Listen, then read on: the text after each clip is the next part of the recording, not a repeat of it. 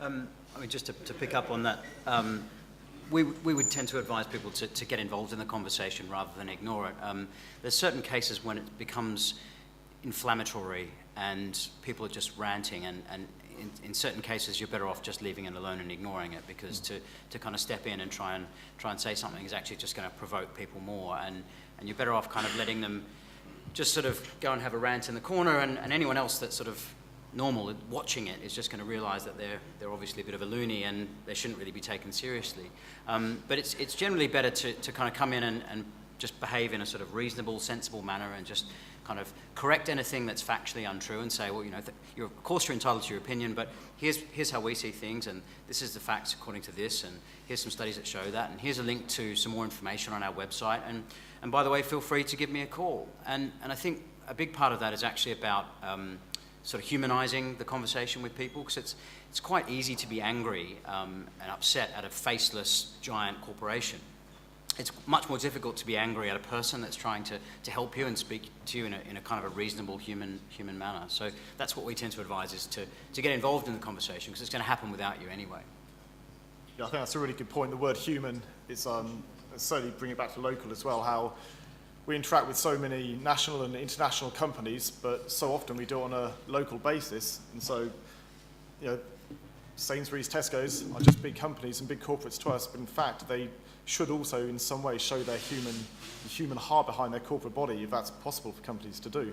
And I think that's a really true point to try and get that across. Certainly what I found with 6 weeks was a number of companies replied to me in person and saw the fun side of my project, as well as the semi-serious consumer point I was trying to make, and decided to play along. And that was taken in really good spirits. They wrote fun letters back. The managing director of Cranberry, the fruit and nut company, decided, after he sent me a check back for his time for reading my letter and website, which I then paid him for, he then decided to call me a nutcase, but offer free loyalty stamp to all of his customers for the next month.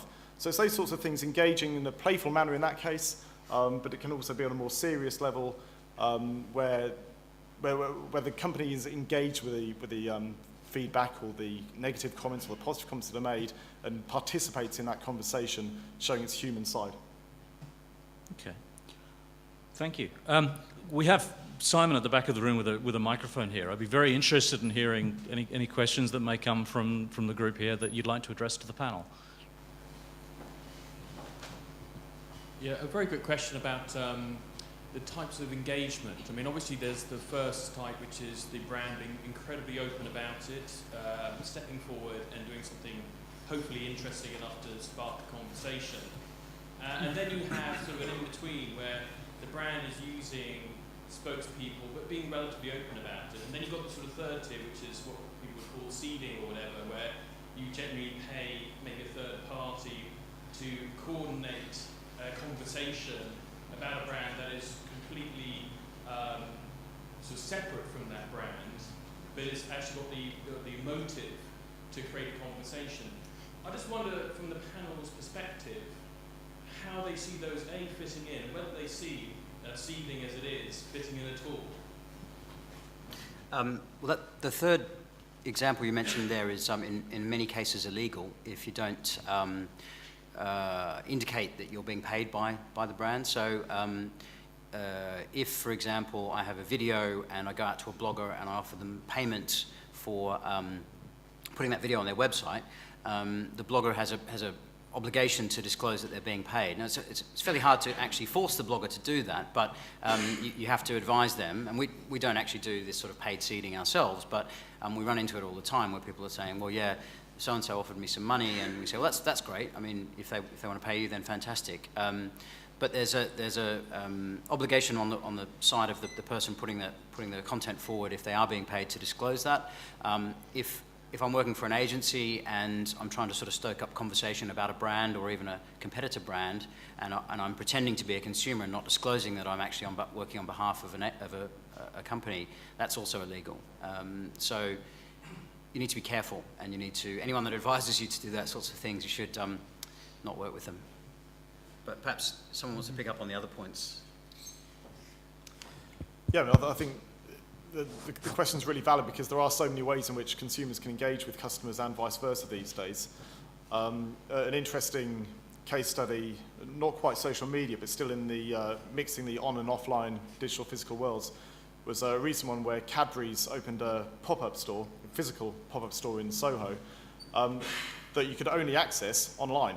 So you could only go and buy the different things in it through the internet. And so that's a really interesting use of how on and offline worlds happen. You could see whatever you ordered within the store, you could then see it on the site being delivered, being put together and delivered to you. So I think there are different ways in which engagement happens. And I think that's a really clever case study in that case of how companies can use, whether it's social media or online tools, to develop new ways of engagement with the consumers, and not through the more something like seeding, which is becoming more traditional, even though it is relatively infant still.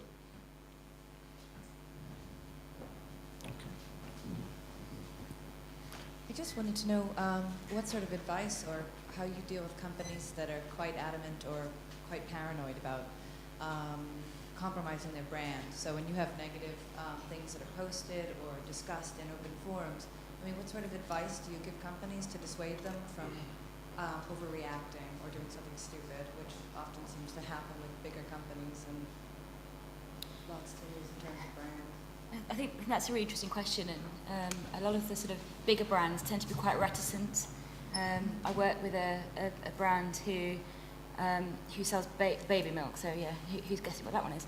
And my suggestion to them is, if this doesn't feel comfortable to you, then don't do it. And what we did instead was we listened. So we put the best of best buzz tracking tools on, and we put it on globally.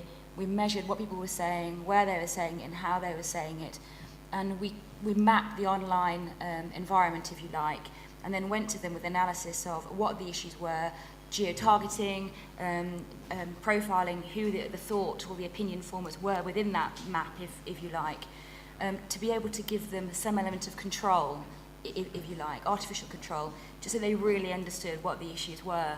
And that, I mean, it's early days, but that sort of gave them a more confidence to then go and start talking to those individuals by order of priority and authority.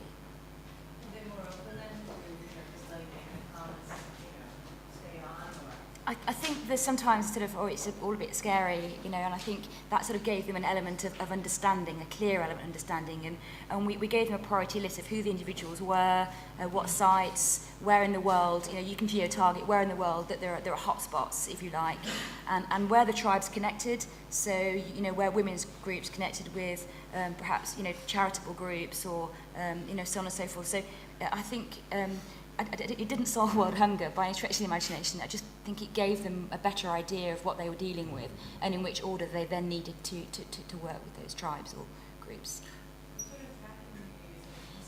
There's, do you know what, there's, you guys probably know already, but there's the buzz tracking market. There are myriad of tools out there. It's very, very fragmented. A lot of these tools say they do something, but they don't really do it. I use a selection of tools depending on cost-benefit of what the client requires. The clients don't always want a Lamborghini. Sometimes they just want a Ford Fiesta. I mean, the very best tracking tools, I don't have one. I'm not selling one. There's a tool in the US called Symphony, which is a WPP company. There's the tool called Seismos, which is a lot cheaper at the end of the scale. But the best ones for me have excellent, they can translate in Cantonese, in Mandarin, in European languages. The geo-targeting is a really interesting area because if the server or the IP is based somewhere else, obviously that kind of buggers it up. But it's a fast-moving market, and I think that the trick is to find the solution with the best cost-benefit. There's nothing out there that's standardized yet, like the way analytics is with web traffic? Sorry, I didn't hear the last bit, I'm sorry. So there's nothing standardized yet, the way there is with web analytics packages and web traffic. Well, I mean, I think web analytics are kind of similar. I mean, the Lamborghini is Omniture, and then your Google Analytics is your Ford Fiesta. So, I mean, you're all standardized, and there's, a relative agreement on the